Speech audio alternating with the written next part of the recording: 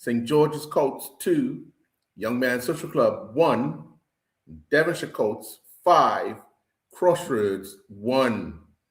In the first division, it was Somerset Eagles 1, Robin Hood 2, Wolves 0, St. David's 0, Southampton Rangers 2, and Vasco 1. So those were the results that were from yesterday and today, Griff. Let's start off with that match yesterday afternoon at the White Heel Field.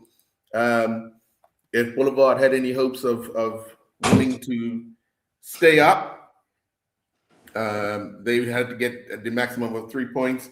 And of course, Paget were fighting to get out of that relegation battle or give themselves some breathing room in that relegation battle. A single goal in this game, 8 minutes into the game, Delray Rollins scored for Paget, and they would do enough to get the 3 points to move on to 12, 2 ahead of Young Man Social Club, who find themselves in 9th place, and Boulevard remained on 6th. But your thoughts on that particular game, because it was a lot at stake. And it looked like it was a lot at stake, and it looked like two teams fighting for relegation, playing against each other. It was scrappy at times.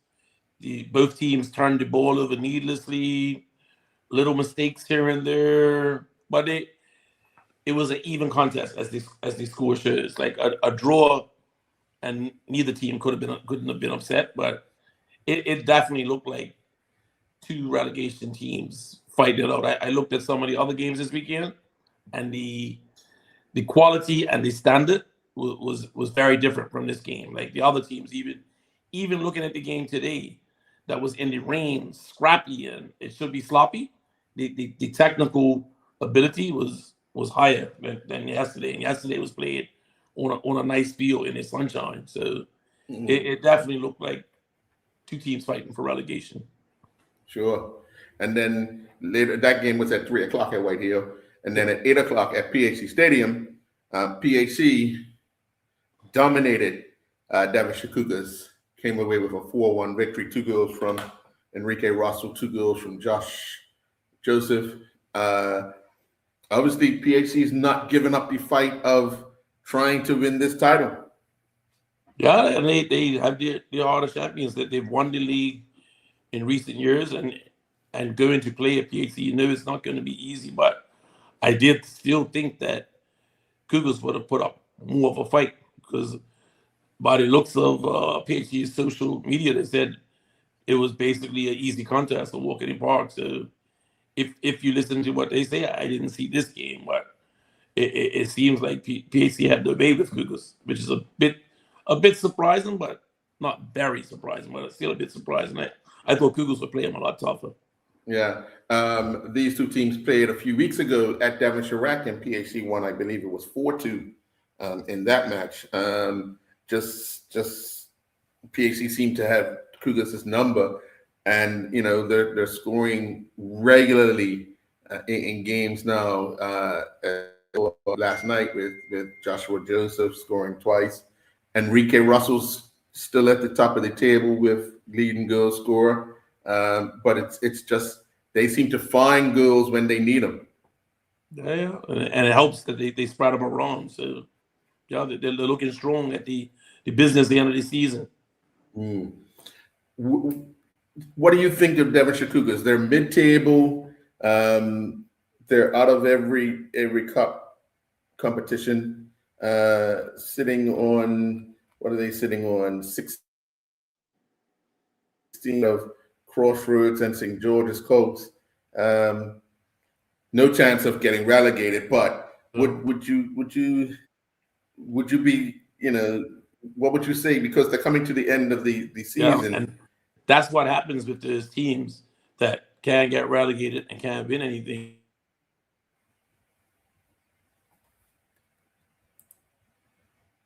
Okay, we've lost him for a minute. But yeah. So as he was explaining, in mid-table, can't get relegated, can't win anything. It's hard to motivate players. They gotta try and play. They gotta try and play for the badge after that. So it's one of those things where Devonshire Cougars right now are sitting, unfortunately. Griff, you back? Yeah. Yeah, you're back. Yeah. It's just saying, just finishing off what you were saying, that Devonshire Cougars find themselves in a position where they need to figure out something to motivate the players, not only to keep training, but to play and get some pride. Yeah. But it's that time of the season where if you can't go up and you're not going to go down, you're not going to win anything. So they're playing out the string and whatever, because every team has it during the season. Whatever dissatisfaction players have, or gripes, or issues of who's training, not training, and it's raining this week, all of that stuff impacts it, and you end up just playing out the string of games. And some you may get good results or so-so results, but in general, the season just fizzles out. So maybe that's what's happening with Cougars. Yeah. And then obviously we went into today's matches, a big match at Bernard Park where the defending champions North Village Rams were all but eliminated from trying to defend their title, with Dandytown defeating them 3-2. When you look at these two teams, obviously Dandytown in the FA Cup semifinal, leading the league after the game, leading the league, so much on the plate, and of course North Village looking to stay in the title race and still have a semifinal, FA Cup semifinal to be played. But this was a game you got to see, Griff. Can you give us some insight on just how things played out?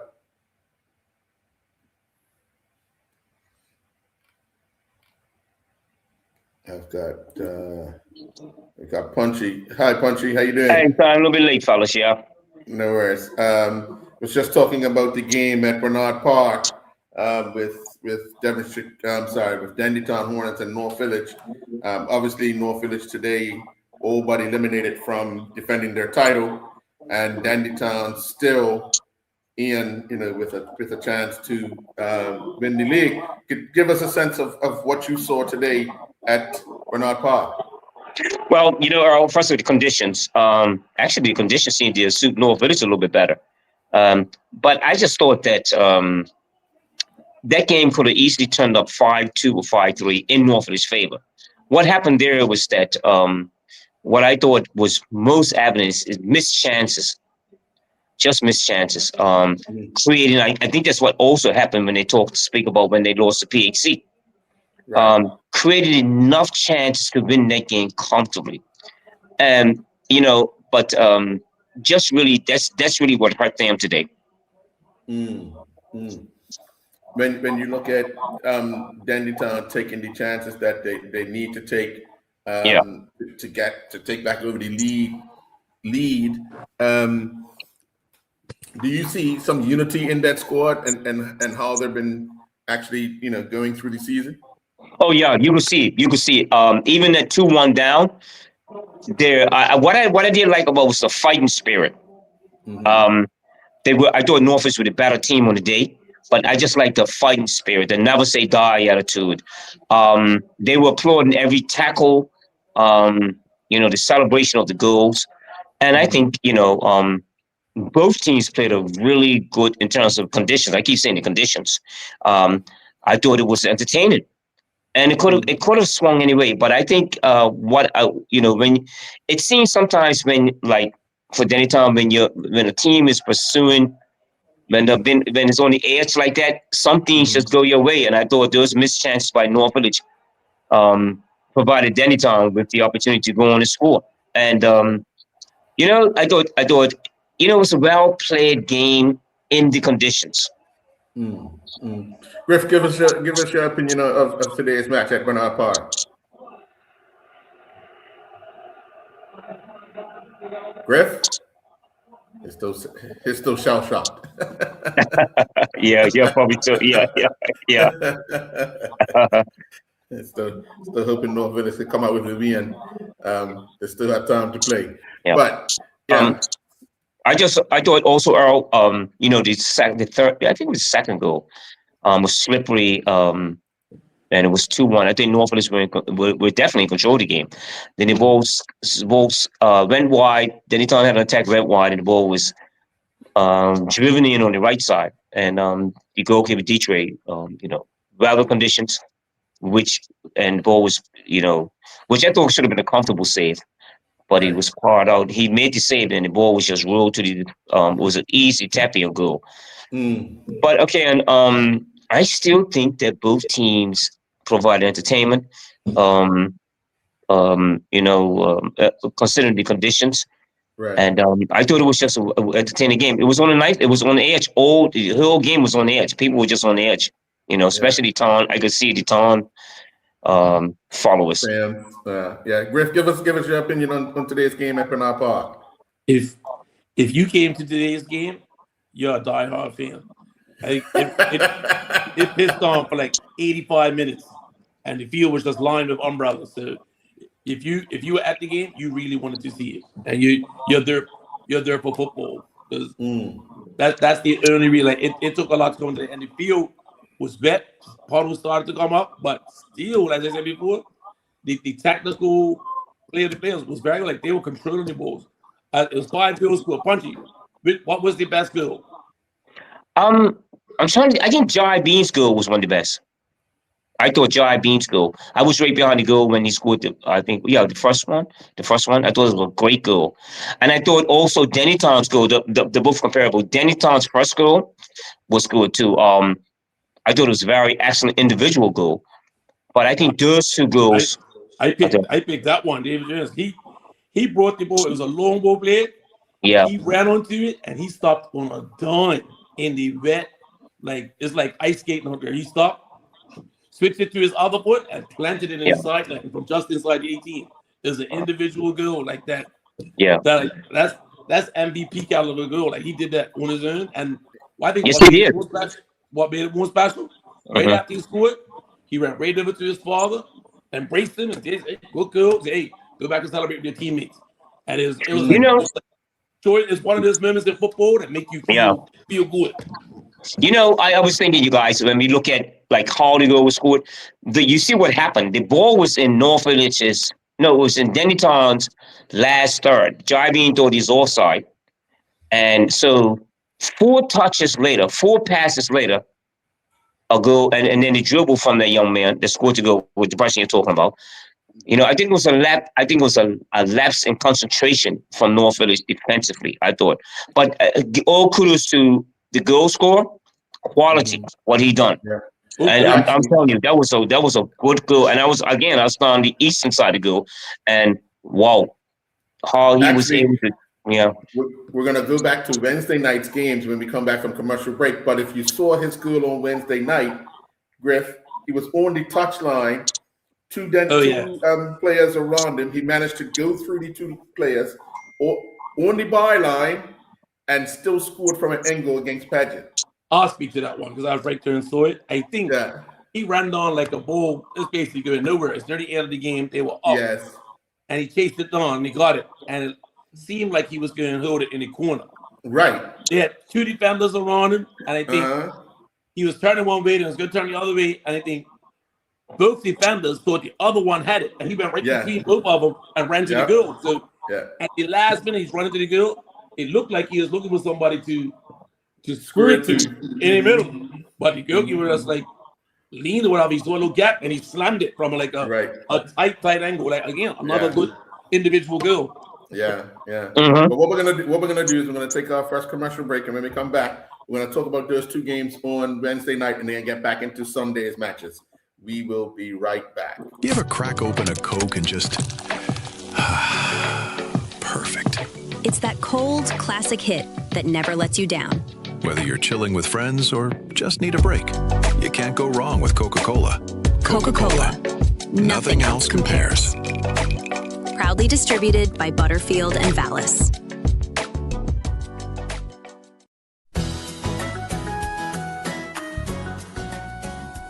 Valentine's Day is about showing love in simple, thoughtful ways. Whether you're crafting the perfect meal at home or just looking for a sweet treat, at Lindo's, you'll find everything you need to make it special. It's easy to put something meaningful together at Lindo's.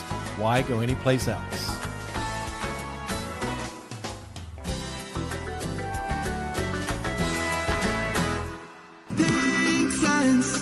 Beneath the clear blue sky, where the ocean meets the land, and the long-tails fly in Bermuda. Our hearts belong to this beautiful island. As an island, we are strong, proudly Bermudian. In every single way, from the sunrise to the sunset, and every single day for over 135 years. It's been clear, British silence, proudly Bermudian. Bringing us men.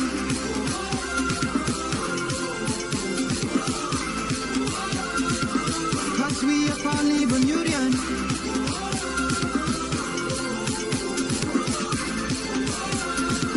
Digital is proudly Bermudian.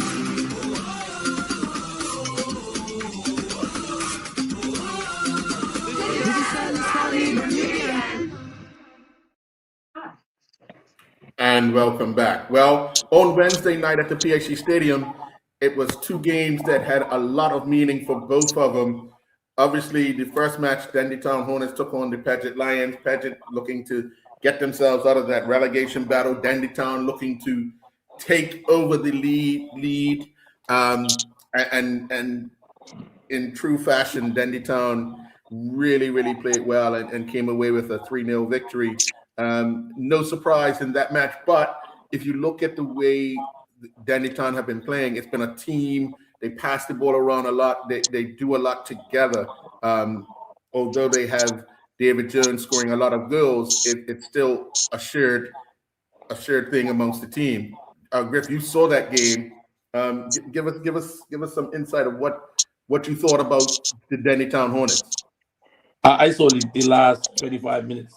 I got there late, but when I got there, I was like, "Oh yes, the hoop!" I was hoping that it was a close game because it had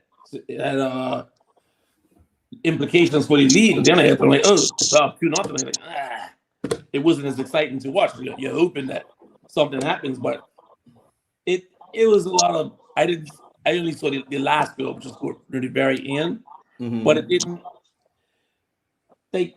Paget had a few chances, but not many. So it seems like the girls are trying up for them. They need more girls, which is what we talked about last week. Like, if they don't have more people chipping in with the girls, they're like, it's a problem for them. And that's why they got sucked into the relegation zone. Even looking at yesterday, like, I don't want to say everybody, but most teams score a lot of goals against Boulevard. They got one. And so, like, it's an issue. Like, so that game was like, perhaps it might have been the first time that, because we keep talking about Dandytown needed to step on teams next when they got them done. That might have been one. Like they had them up, and they basically didn't really give away anything. Paget might have had a few chances, but not that many from what I saw. Yeah. Punchy, let's talk a little bit about Paget because they find themselves in this position. They're on 12 points. Social Club has 10 points. Boulevard has 6. St. George has moved on to 16. They're not safe yet. Oh, no, they're not. No, they are not. And their problem is what Griffin was saying is that I still think it's the finishing. They're being in the game. They will be in the game for long periods of time. And they get in positions, again, just on the field against North Village. They get in position, but the finishing. There's a lack of quality finishing. And then teams are going to, actually, what North Village done against, make sure Shakira didn't have a lot of, and then even when they moved Delray Rollins, I believe, up front, right? There was chances, but I think on a consistent basis, that's what they lack. And that's what Griffith saw the other if you're playing these important games and you get 4 chances, 2 got to go in, especially when it comes to what Paget's dilemma is right now. Right. They are in a they're not a bad team. They're not a bad team. And I like the fact that the feisty, there's a bit of quality. There's quite a bit of quality in the team in certain areas, but they just lack a finisher, man. Yeah. A complete finisher. So somebody just put in the chat to say they need an outright finisher. But let's go one step further. So long as saying that Antoine Russell is registered and playing for Vasco. So even if he had no intention of playing the season, would they have been able to use him for 15 minutes at the end of games? Without a doubt. Without a doubt. He's a lethal finisher. Let's see what it is. Even at his age, he will be able to score goals in Premier if they need it. So we're wondering, is that a miscalculation in the plans for the season? Well, that's something that's something that only Antoine could answer. Well, he proved. Well, excuse me for cutting in, but I'm saying, didn't he prove that goal against with Vesco? He said that great goal. I mean, he'll be the perfect. Maybe he will. He could be the perfect answer for their the ability to score goals when they're really in all these games. So maybe he should have thought about. I'm gonna give myself 20 minutes. I'm gonna give myself 20 minutes. He's lethal. He's he doesn't have the legs like he used to. So but his quality. The legs might go, but the brain. The brain, exactly. Yeah. You give him half a yard, he will take it. Yeah. And then but he may feel that his brain's more needed on the bench to organize the players. I don't know. Yeah, I think you're right, Griff. I think that's true. His probably his voice. I tell you what. When he was playing player coach, being on the field and directing was a lot. It looked a lot better because he was closer to the players. If you're the coach and you're on one side of the field trying to get a message to the other side of the field, I could tell you, Griff, but by the time you get over to Punchy, that message is all it was. But if you're only feeling in the middle of the field, then you know what I mean. You could get to the players, But then that second match on Wednesday night, Devonshire Cougars, they knew that Dendytown had gotten their 3 points, and they wanted to keep pace with them and taking on a St. George's team that needed points to get out of that relegation battle that they were in. And you go into the break, nil. St. George's got a stunner, and there's 3 points to St. George's as opposed to 3 points to Devonshire Cougars. Now they still have one game in hand, but I think they would have wanted to come away with a victory the other night because that would have kept them right in line with Dennytown with still a game in hand. Yeah. I watched this game, and for the life of me, St. George's just confuses me. They have speed. They have the talent up front. They have good passes in the midfield. They have good defenders. And looking at them play Devonshire Cougars, they were in that game, like from beginning to end. The girls, top quality girls, when they went on to 10 men, they still were creating chances and going forward, putting pressure on Devonshire Cougars. So why this spot in the table where they are? I'm a little that surprised me. I would think they would have more points than they do now. Punchy, were you surprised by that result? Because Devonshire Cougars have been flying high. Yeah, but I'm glad Griffin brought that to our attention. What's really going on with St. George's? Are they like an Aston Villa or Newcastle? Maybe like a Newcastle. They play great in these competitions. Then all of a sudden, on they needed just 3 points. But again, I've seen them play. They have quality. Yes. They have quality. Even though I'm a 10 man, like you said, Griff, but there's something else missing from them. Is it the intensity that's not enough carried over into games that against teams that they lost? Who did they lose 4-1 to the other day? Crossroads. Yeah. And then they go beat Devonshire Cougars. That shows a lack of the inconsistency of that team that has good players. Yeah. And let me ask Griff, because Griff saw the game. Griff, could you identify who the leader was on the field for St. George's? I think the whole brothers were both very vocal. They might be right. Okay. And then they did an extraordinary amount of running. So they were. But I think from the defense, it was a lot of organization there, especially when they went on to 10 man. So like they seem like a very good cohesive unit. So again, I'm surprised. I said maybe this might one of these things get me in trouble again. Maybe Troy Hall needs to have some more children. Yeah. I think, but when you start analyzing teams like that, and you're trying to parallel with the English league, with so many people watch here, you kind of figure the inconsistent form and why is it happening. And on any given day, they could beat anyone. Yeah, Right. With the quality that they have. Yep. I watched them lose to North Village or Devonshire 4-1. They were, and then but I'm saying that's what really is mind-boggling sometimes when you got these. It's the coaching. Is it that, or the players? They cannot keep up the intensity that the way they play, and they do play good football. They do. It's very attractive football. It's fast, yeah. tactical. The interplay in the midfield. It was some good football to watch. But do they have to play any of the top 3 teams? Oh yes, they do. They do. They got to play. No, St. George will decide who wins the league. I think so. Points over somebody. Yeah. And then the other thing is they got to play North Village in 2 games. They got to play North Village.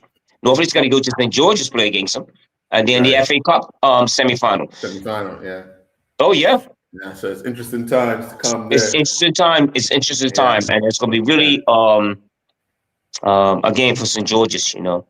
I think that 3 points probably got them over the line for survival. Yeah. St. George's will be fine. Yeah, and I think they played like it just to make sure that they would be good. But I think Colts were also playing because they had belief they could win the league, so they wanted the points as well. So it was a good game. Both teams looked like they wanted it, definitely. Devonshire Coast would have been playing with a little bit of emotion as well, because they would have found out that the suspensions have finally come down from the altercation at the first game of the season, and penalties have been handed out, and of course they would have lost the services of at least 2 players, 1 or 2 players. Tell me your thoughts, because I think the Samuels got 12 games. So there was some talk at the field, even by neutral fans, that the decision was made and it was given to Devonshire Colts on the same day as the game. They're like, oh, that's going to mess with the team's morale in the head. Could they have waited the day? I was like, it is what it is. Like, what's you guys' thoughts on that? Whenever the ruling's made, it is what it is. It is what it is. Yeah. So I'm sorry, excuse me to butt in, but I'm saying, so Samuels was given how many games? 12. Oh, okay. And then were there any other suspensions? Yeah. I think Jalen. I think he got 7, but he has already served his. He served his, yeah. Okay. Mm-hmm. And that's gonna be. I think his Samuels is gonna be a big miss for Devonshire Colts. Yeah, definitely. And was that the moment of finding out that night that was it, or was it actually him not being present, because he's a key player for him? So he's a key player. Yeah. And along with Naj, he scored some vital goals for him. Mm-hmm. So that's a I think that could be some of what explains how they play it on the night. Yeah, and that could be also when you're missing a player of that quality, that can probably hurt them in terms of winning the league. Definitely, when you got a person of that quality. Oh, definitely. Well, that's gonna hurt them. They seem to have gotten over it today. Well, they did. Well, and when we get to it, because you give Ray a couple of days to sort something out, he can figure out how to get somebody to play in a position or change a formation, do something a little different, and he can get just given his experience. And today would be the day that would show that he was able to do just that. What he couldn't get out of him on Wednesday night, he got out of him. Today, sort of thing. Are you saying Ray Jones is a good tinker man? Ray Jones is a what? Good tinker man. Tinkering with his team. He could, whatever he does, it seems to work. So all right. Remember, 2 seasons ago he went a whole season undefeated in the first division. And then when they came up, they were undefeated for a while as well. Remember, they Yeah. started off the season, they beat North Village. They won the second game, and then I think they lost the third game. But yeah, you know, his figured out how to keep them in the Premier Division top half for 2 seasons straight. Uh-huh. You know? I think they're well, along with his knowledge, they're a growing team. Yeah, They're still a growing team in terms of maturity.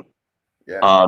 You know what he you know when you miss somebody like Samuels with that type of quality, Yeah. it's going to hurt you. Over a distance, it's going to hurt. Over a distance, it's going to hurt. It's going to hurt you. Yes, it is. You know, it is. So that would be what happened against St. George's. That would be something of a question for me too. Also, I didn't see the game, but Right. you know, St. George's went down to 10 men, and what you're saying, Griff, is that they still look like they were dominating parts of the game against Devonshire Cougars. Yeah. And so, you know, the Colts are what? Colts are in. It's still have a chance to win the league. Am I correct, you guys? They're only 2 points behind. They're 2 points behind Dendytown. 1 Right. point behind Yeah. PHC with a Yeah, game so in they- hand. Yeah, and Okay. it's still in the FA. And it's still in the FA. Am I right? Yeah. Yes. Yeah. Yes. So it's not a lost season for them. So they still have a lot to play for. But that will be, and that's what's so interesting about coaching now. The coaches that are actually in charge of these teams.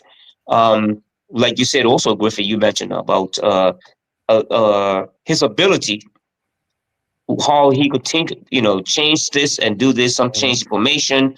But it just shows his, you know, that his knowledge, and that's a good thing for the country itself. These coaches are pitted against one another, you know, and it's just, it bodes well for the development and football quality. Right. And I think maybe what we talked about is St. George's. I'm not going to go off subject, but St. George's. I think Mr. Durande Steele, he's young, and that's probably things that he will have to learn if it's going to still be the coach on the next year. Yeah, I said they were 2 points behind Dendytown, or 3 points behind Dendytown, and 2 points behind PHC. Like I said, with that game in hand. So that game in hand is against Paget, and they have to decide what they're going to do with that match. Hopefully, if that decision is made before the season ends, because this one took almost 6 months to be decided from the first game of the season. So really, it goes back that far. Well, remember the North Village Devonshire Colts game was September 30th. Okay. And remember the Paget Devonshire Colts incident happened in November. Well, So, you know, I don't know. well, what's the last day of the season? Is it like end of March? End of this month. Yeah, end of this month. Got to work it out like within the next 2 weeks. Well, yeah, statistically wise, well, it comes down to that. As long as Dendytown don't lose no games, they go win the league. Right. Well, yeah, Right. They can. They have a better goal difference than. Much better goal difference. Much Yeah. better better. goal difference. Okay. Yeah. Well, actually, no. The goal difference is only 1. Dendytown have 17. Devonshire Colts have 16. So Devonshire Colts with a win would come tied on goal difference. If it's 1-0. Let's see. Yeah, if it's 1-0. The difference is Dendytown's only conceded 14 for the season. Devonshire Colts have conceded 19 for the season. So do we know what the tiebreaker is? Because sometimes it's still different. Sometimes it's yeah, average. Well, and then it goes by goal difference, and then it goes by the team. I believe the team that's given up the least amount of goals. Least amount of goals. Okay. Yeah. But So, on my, if we had to make, you know, make a decision, like, okay, make a prediction. From what I saw today of Taunton, I will give a thumbs up for them to win the league. But I think That's just my personal prediction. everybody's been. I think we've said it, and I think other people I spoke to said it from October, November. When you look at them play, they play the most attractive football out of everybody in the Premier League. So like other teams might be gritting it out or defending well. Overall, Tom plays the best ball. I think that's nobody really wants to argue that. So if they won the league, hats off to them. They did what they were supposed to do. I think the shock would be, because we keep harping on them, if they don't win it. because in every game they played, they've been up, and the knock on them is they don't know how to kill teams off. So that's the only real weakness we see. Yeah. Well, let's take our second commercial break, and when we come back, we got to talk about these three games that took place, the other three games that took place today in the Premier Division, and then obviously First Division. We'll be right back. Looking for a lighter way to refresh this February? Try Viva Zero Sugar and Zero Calorie Sparkling Water with juice and antioxidants. It's a sparkling water with juice enhanced with antioxidants for a clean, refreshing taste. It's a great choice when you want flavor without the heaviness, whether you're at work, at home, or spending time with family and friends. Distributed by John Barrett & Sons and available at Lindo's. Why go anyplace else?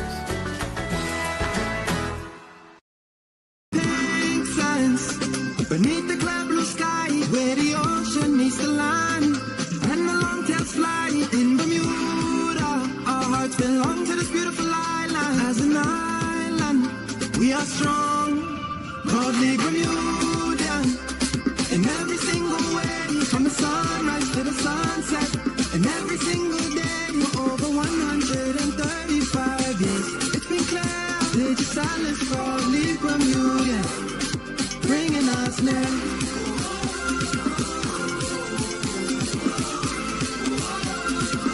Cause we are proudly Bermudian.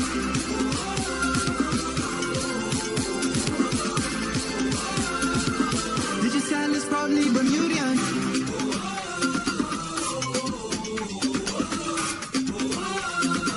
Digicel is proudly Bermudian.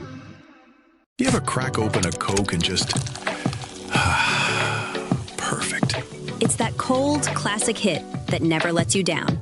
Whether you're chilling with friends or just need a break, you can't go wrong with Coca-Cola. Coca-Cola. Nothing else compares.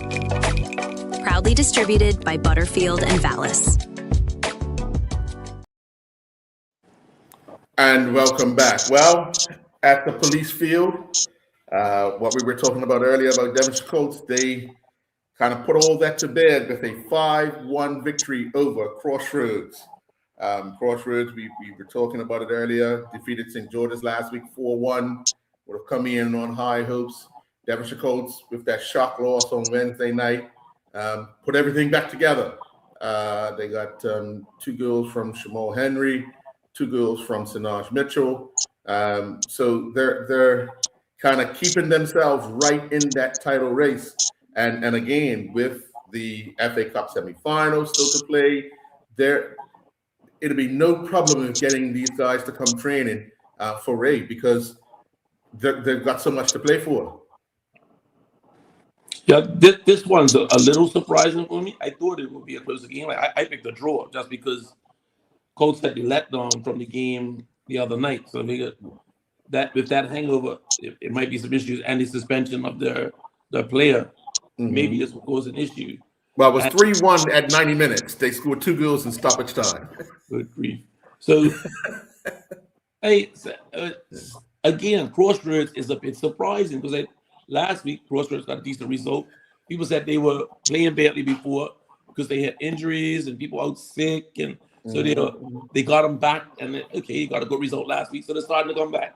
And maybe the Crossroads that was on top of the table early in the season, that's the team we have now, but hit the banana peel and back to square one. Right? So I'm wondering, what the heck am I going to pick for Crossroads games for the rest of the season? It's a little risky pick. Yeah. That's safe now too, though, 16 with St. George's. So yeah, that's safe. Right, that's safe. So again, it's just like Cougars. They're not going to win the league, and they're not going to go down. So they know that. So are they just going to try things, get more players in, or what are they going to do? They're neither here nor there. Yeah. When you hear that score, Punchy, what's your thoughts? Well, with Crossroads, when you look at the results against top 3 teams, there's PHC, Norfolk, the 4 teams, Devonshire Coats, and Dendytown. They struggle.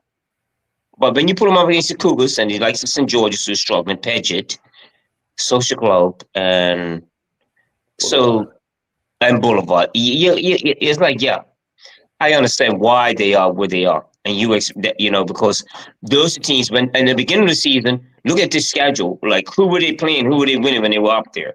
Who did they beat? And probably the first 4 games they had those teams. But when you get up against this time of the season, and you get up the likes of North Village, when I watch North Village beat them down in St. David's, North Village in complete control of the game. There was just some periods of the game that they lacked concentration to let Crossroads back in. But I think Crossroads, what we're talking about is a team that is it's capable. It's capable. Are they capable of winning trophies? With the players that they have 2 good strikers in Donovan Thompson and Paul Simons, right? Yes. Yeah, 2 good players, but the rest they're still, and there's a few other players that are pretty good. But again, look at the results on the top teams they played against. They lose. Yeah, they don't win against the PHCs and North Villages and Dennytown. At the risk of getting in trouble again, I'm gonna need to know exactly how many players are fasting for Ramadan before I pick them again. I'm confused. Yeah, you're right. Yeah. This is the second time that Devonshire Cougars have put 5 in them because they beat them 5. I think it was 5-1 or 5-2 down Lord. And this is the 5th time that these 2 teams have met this season. And I believe Devonshire Cougars have won majority, if not all of them, handsomely. So there was a 1-0 win the other day. I think was that the FA Cup? I believe it was. Yeah, something like that. But yeah. And then the final game, 2 teams that needed points. St. George's wanted to really get themselves out of that relegation. They were on 13. They were facing Social Club. Social Club on 10. Social Club wanted to catch St. George's with a win. First 45 minutes, Social Club were up 1-0. St. George's scored 2 goals in the second half. 1 in the 3rd minute of stoppage time. That was the winner to gain 3 points and move on to 16 points alongside Crossroads. So they're completely, I would say, completely put themselves in a position to be saying, we're safe now. But for Social Club, still a lot to answer. We've seen them surprise teams and we've seen them lose heavily to teams. A day with the conditions. Yeah. In the commercial break, I just listened to an interesting voice note from a Social Club player who said that right before the game, they were given notice that the goalkeeper was suspended for 12 games. So I was like, well, that doesn't sound right because normally the club is notified.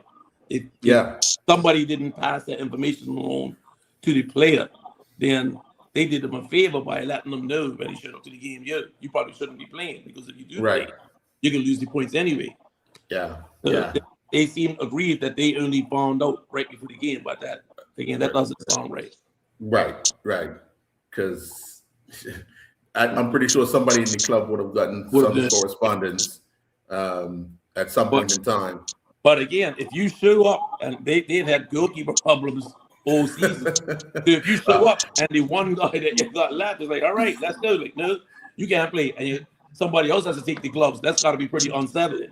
They probably stopped Stricker from coming into the gate earlier, and hope they start the game and then he can come in. Because remember they said he played a few weeks ago, so they've had goalkeeping issues. Right. And obviously now with a suspension, a 12-match suspension, they were giving out 12s on the night. Then I guess in the disciplinary, boy, you didn't want to go in that meeting that night. So anybody know the issue from that game? Well, what was the 12 games for? I believe it was something to do with an altercation during the game and after the game. After a game, it was at Police Field, I believe. Is that Clay Darrow? With that, if I ask? No. He didn't get suspended. No. When the guy had gotten sent off, that's when Clay had gone and goal. Oh, okay. And then he was injured for a bit. But that one happened on this side of the season, on the 2026 side of the season. So that one happened. I guess, when you're dealing with a disciplinary committee that is independent of the Bermuda Football Association, it's when they can get a quorum together to deliberate and go through whatever information they've got. So, maybe it's time to get 2 disciplinary committees that, and they take turns monthly I tell people as a neutral fan that the games I went to yesterday at White Hill, I saw some absolutely deplorable behavior to referees. Brother, I saw one fan, as I think for the foreign officials that are here, right the referee for 90 minutes, slamming every single thing he did. And I just want to say, like, yo, man, just like shut up, like let everybody enjoy the game. Like, he ruined the official.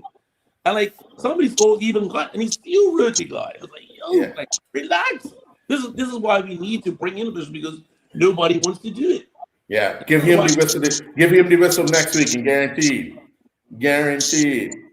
I watched, wasn't it Jackson, defender in the second game, called him the big unspeakable C word 4 times very loudly so that the entire bank heard it.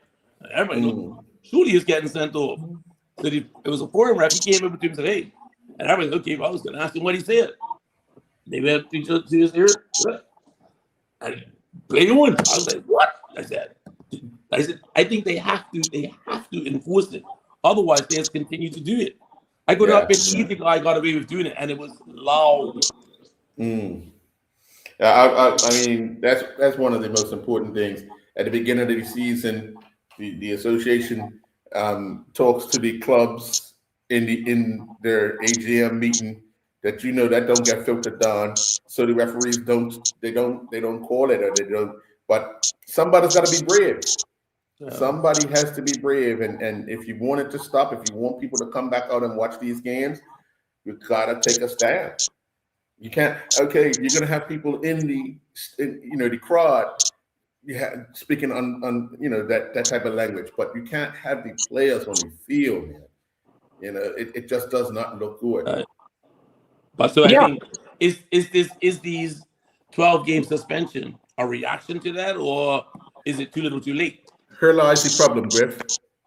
I'm pretty sure a lot of people watching this show are just finding out some of these players have got their suspensions because the association don't let people know. They don't publish what suspensions are, and that is a hindrance because if somebody got a suspension for whatever it is and it's published and people know, now we can take a stance. But if you don't let people know what's going on, then the onus falls back on you as the organization.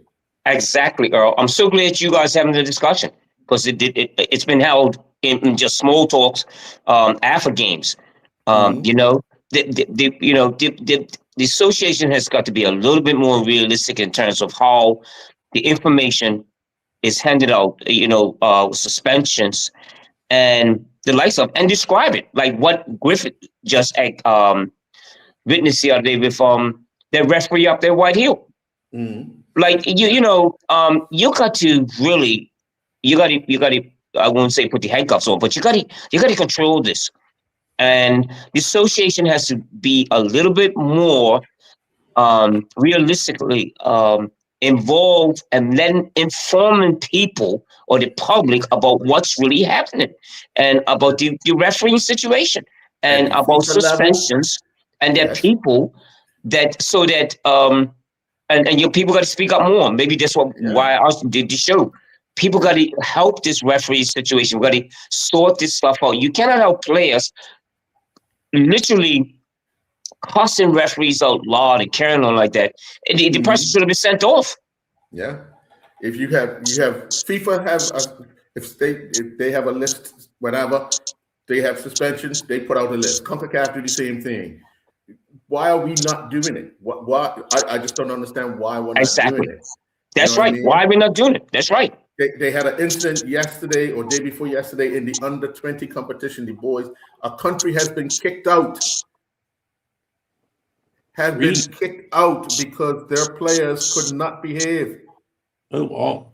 It was a outright brawl on the field. Coaches, staff, reserves, everybody, and a country has been eliminated from the under-20 World Cup qualifiers because they can't behave. So CONCACAF, everybody took the matter at hand right there and then.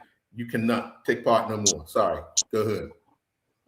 So somebody just asked a question in the chat, like, what justifies a 12-game suspension in amateur football? I don't know, but I don't know, but that's something that obviously the panel would have guidelines, and if they don't, then are they just going off how they feel, or there's gotta be like I said, guidelines. If you do A, B, C, these are the matches, suspensions or whatever, and if you've accumulated X amount of cards that adds to that, or I just don't know. It's too hard to say.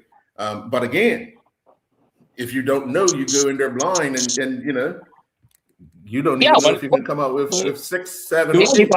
Yeah, I just think you're right, Earl and Griff. We need to know. They probably need to know. Okay, this guy got a 12-game suspension. Okay, is that in the ruling? Is that the ruling? I mean, in this country, or is it a faithful ruling, or the behavior, or what's the consequences, or something like that for a person? And we're talking about amateur players.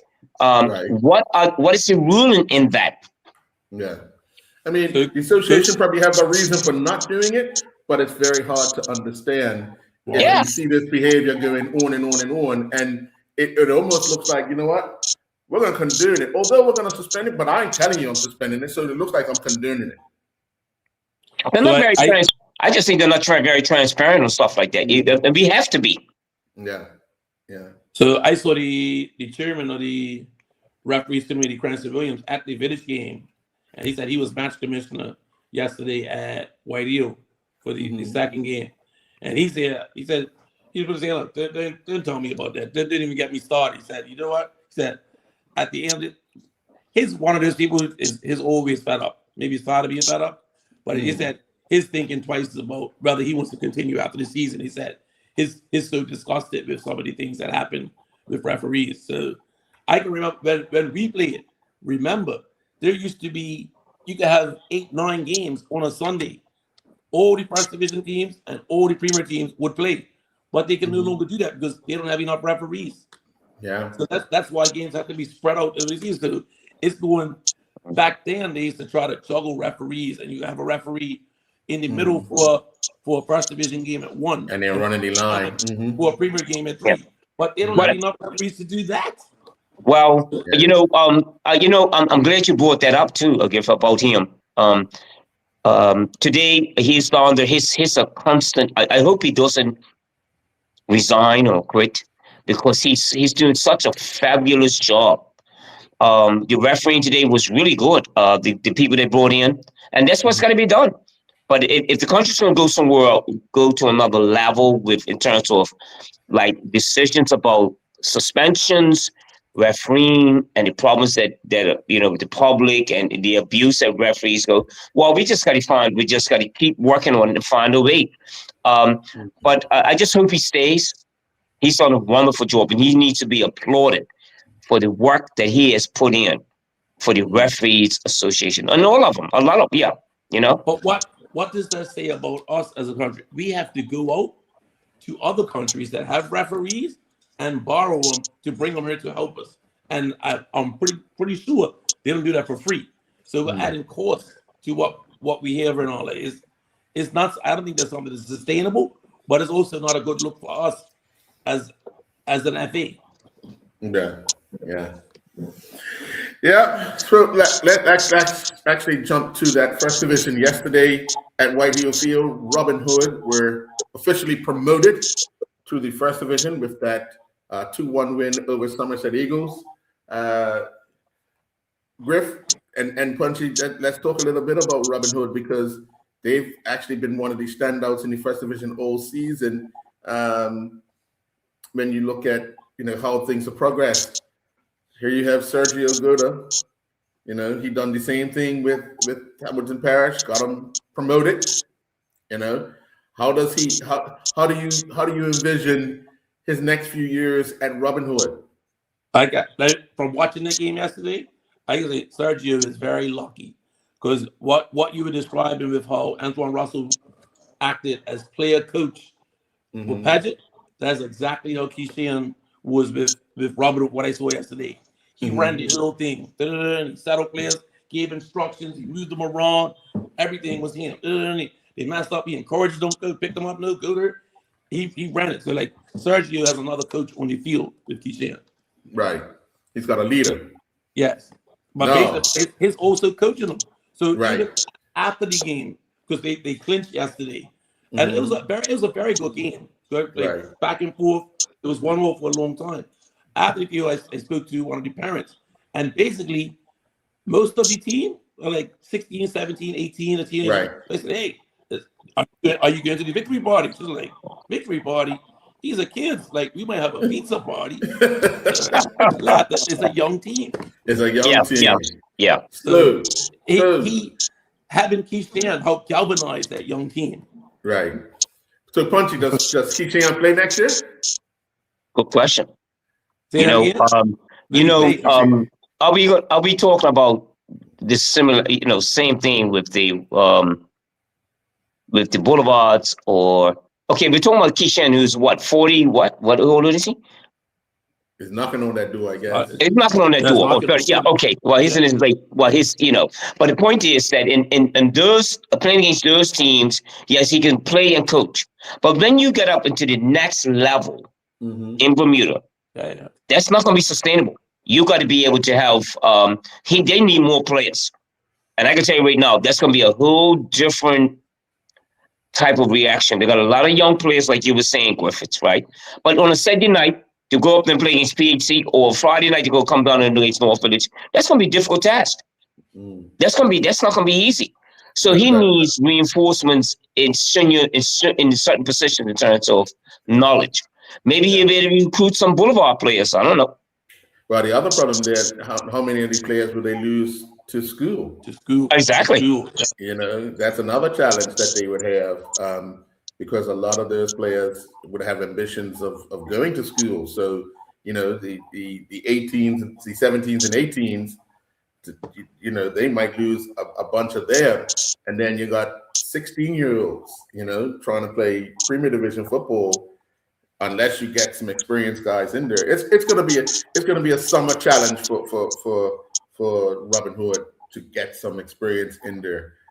Yes, you want to stay youthful, but with youth, you need, because if things don't go good early, you may lose those youth because they're not used to this, what they would have. So next question to ask, how much Parish players that Sergio used to coach before they busted up in this season will he be able to attract? So if they might have been branched out about wherever they were going for this season, but once they got a full off season to then sit down and talk to them and structure something, maybe he picks up more of them than he got this year. Right, remember, the ambition is for Hamilton Parish to have a team next season. That's what the president's hoping, that they have a team. So that's not for one, but you may have if you have older players that were playing for Hamilton Parish last year that are 28, 29, 30. They're not going to want to come back for 2 or 3 seasons to rebuild to get to the first division. I mean, Premier Division. They want to play Premier Division now. Well, I mean, if they weren't training in the Premier Division when they were with Hamilton Parish, what makes you think they're going to train with Robin Hood? Yeah. And talking about Hamilton Parish, I mean, really, you guys? I mean, like the club. It's like what's happened on it, and we've spoken about this, the whole collapse of the program and everything that's happened, the club and everything that's happened on the facility. I mean, they're talking about rebuilding a program from scratch. And nowadays, they should be concentrating more on the junior program, what we're talking about. Actually, what we're talking about in terms of with what Sergio had to deal with on it there, and now he's got a different little scenario with Robin Hood, because I'm gonna say it's going to be very difficult for him. Like you guys were saying, what you said, Earl. Let's see how it goes in the first 3 or 4 games. His first game could be against PHC, or let's say his first game is against Dendytown, and and then the second game could be against St. George's or something like that, and then all of a sudden. And this is just a talk, a scenario that we're talking about. What could be the problem next year, and why they need reinforcements in that team. So you saw the comment that just came down the bottom of the screen a little while ago? They'll get the players. Yeah, they'll get the players. They said, trust me, they'll get the players. when you put trust me in there, that means it's like a little definite. And I think that is somebody's kicking in your money to make sure you're up to date. I say that. I don't know about that. Yeah. I could be wrong, but that's my interpretation. I don't know what you guys interpret. Well, yeah. Well, I understand that, I mean, well, that, of course, with amateur sport, we'll see how that works, But don't forget what happened to the best. Anyway, I ain't going to that. I'll talk about that. Let me be better than that. There was another first division game today that took place at Devonshire Rack, where Wolves and St. David's played to a scoreless draw. Obviously, when you look at Wolves, the last 2 weekends, they seem to have not got that fighting spirit they had a few weeks ago, because they were really playing some good football, but to draw 0-0 with St. David's today, it must be a little disappointing for them. What you think? Who's going first? You can. All right. It's obvious to us because last year St. David's went into a newsline after Christmas. We suspected they had more players that were focused on cricket rather than football for the second of the season, but they have played better this year after Christmas. So it seems like they have kept the standard up. So, and Wolves are playing better, but they're not world beaters. So it's where they are on the table. So Wolves and St. David's are, I guess, close. So this result is not that surprising. If one of them want to beat each other 1-0, also not surprising. So a 0-0 game seems like it's okay. Yeah. And then the last game, Southampton Rangers edged Vasco 2-1. Vasco feeling good about themselves after a big win last week, the first win of the season, to come away with a 2-1 loss to Southampton Rangers. They seem to be pulling things together.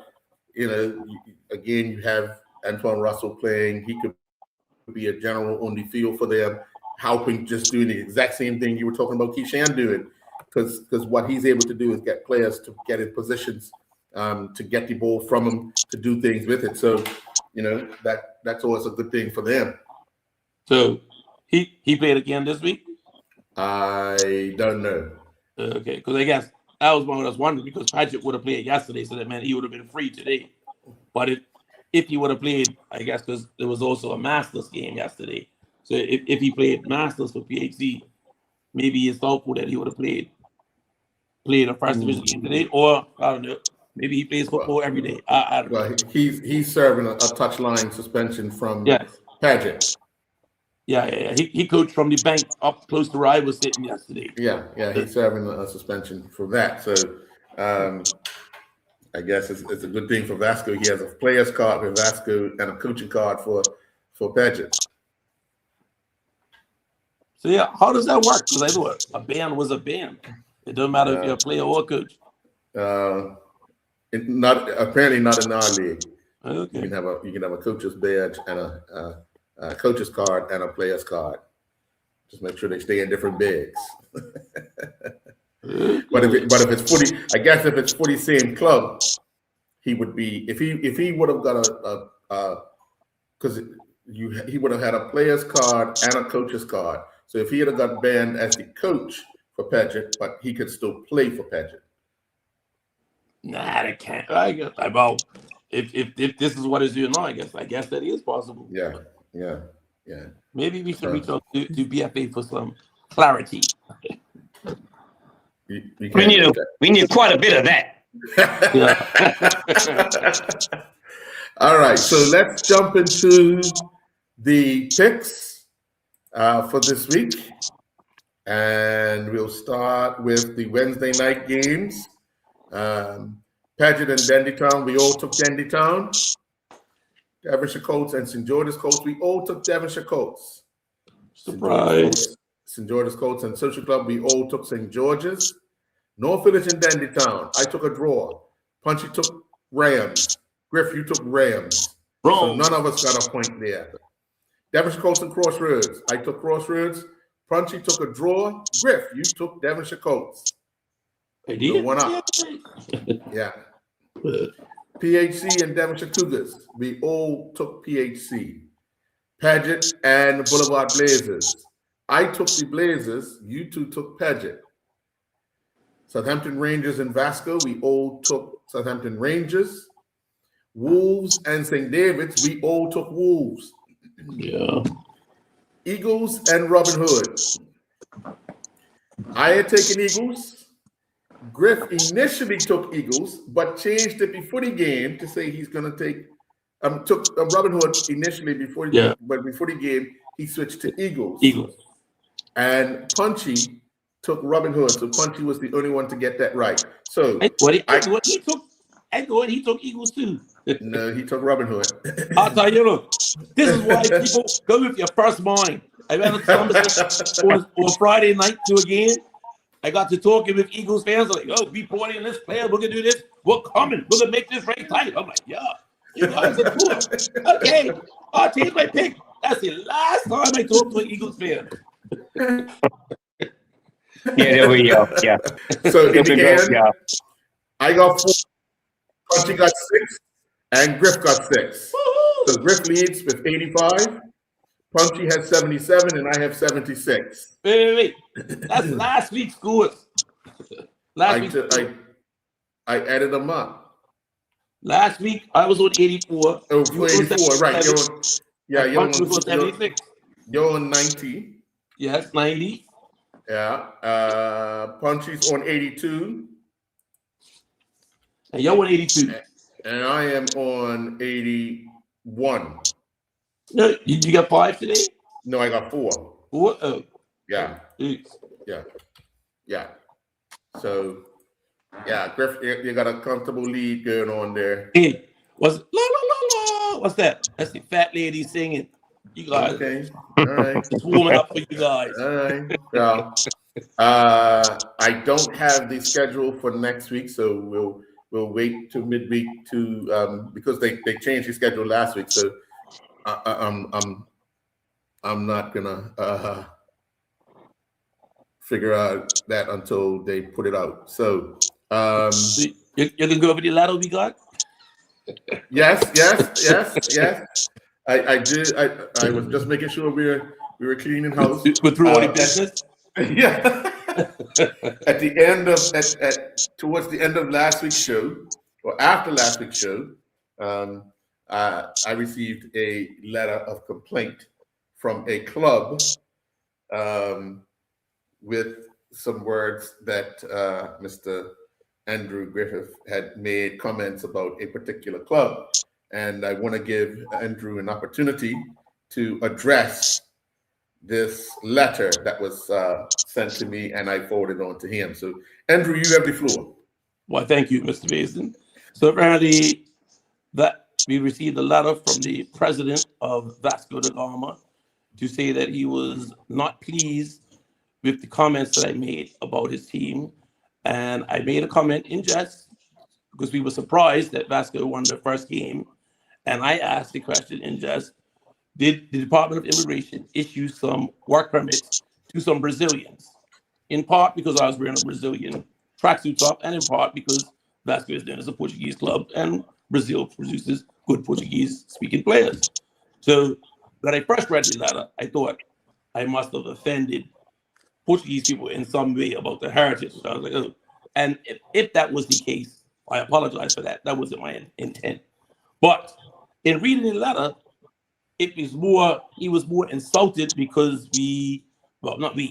I disparaged the efforts made by the players, the coaching staff, the club management, and the development and what they have going on. And I should have respected it more. It downplays their efforts.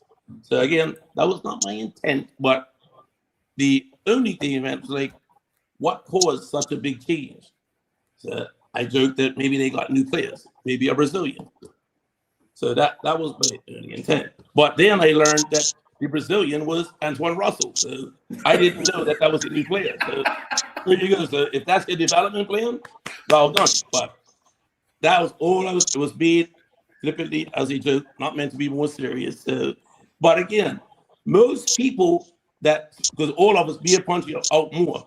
Most people that see you will come to you like, hey, you guys don't know what the heck you're talking about, you dreamers. My team is better than that. Which I think that ladder is the same way, just that he took time to actually write a letter. Most people were just shouting something rude to you as they're passing in the car.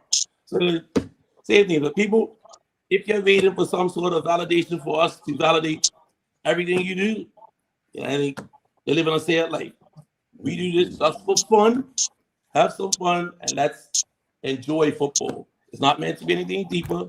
So there you go. I'm sorry if anybody felt offended about anything to do with Portugal or Portuguese players at Vasco. Not my intent. It was just being a football joke. I don't know if you guys have anything to add. No, you said it all. I do want to make note that we will be doing a pregame show on Tuesday night, beginning at 6 o'clock before the Bermuda women's national team take on Costa Rica at the National Sports Center. And tomorrow, a big match for our under-20 boys, our under-20 men. They take on Costa Rica at 4 p.m. And they'll be looking for their second win of the tournament. They got a draw against Trinidad in the opening match. They won yesterday 2-0 against St. Martin. And we'll give you an update on the current standings in Group E. Bermuda is in third place, tied with Trinidad on 4 points. Costa Rica have 6 points. They've scored 15 goals and haven't conceded as of yet. Bermuda have scored 4 goals, conceded 2, and Trinidad have scored 7 goals, conceded 3. The goal difference for Bermuda and Bermuda's is 2 and Trinidad is 4. So all to play for tomorrow for the under-20 boys, men in their match. And then Tuesday, we turn our attention to the senior women's national team. And we want to wish both the national programs all the best as they continue to keep us in the spotlight. Yeah, Punchy.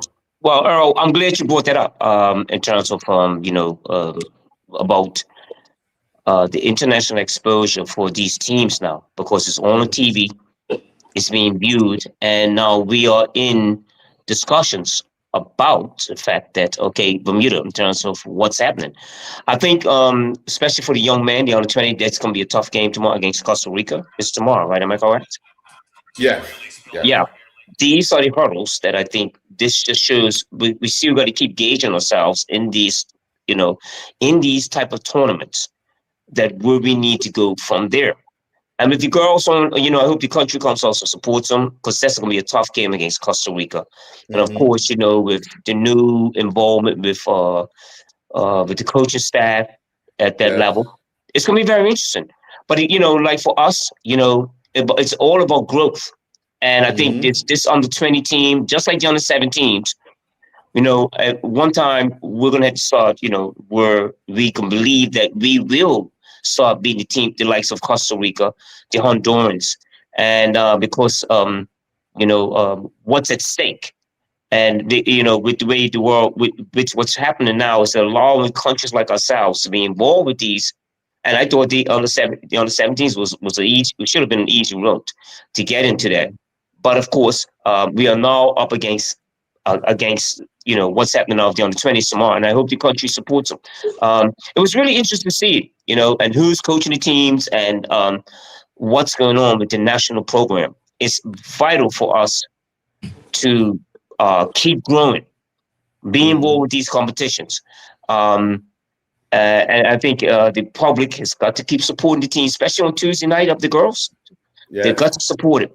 They have to support. And anyone that's listening to our show for tomorrow, you turn it, because they will be on TV now. We are it's no more hiding, as I said. I told you guys before. No more hiding. Yeah. It's everything's important now, because now it's visual. It's not talked about. It's visual. Yeah. Just how good we can become on where we are at now internationally. Yeah. When we finish the show, you can have a look at the video that got the teams kicked out of the tournament. Wow. Wow. Yeah. So, that's before we go. To show everybody, dig it out of the closet. Had to go find my ill vascular jersey. It's a little more snug. I dug it out. Should have been red and white, though. Should have been red and white. At one point in time, they were wearing blue and white. They wore white, green, and red. They wore red and green. They had so many different outfits back in the day. That's where you got money. You could afford different kits. That's a good club. I just like to add, with your very well, with Griffith.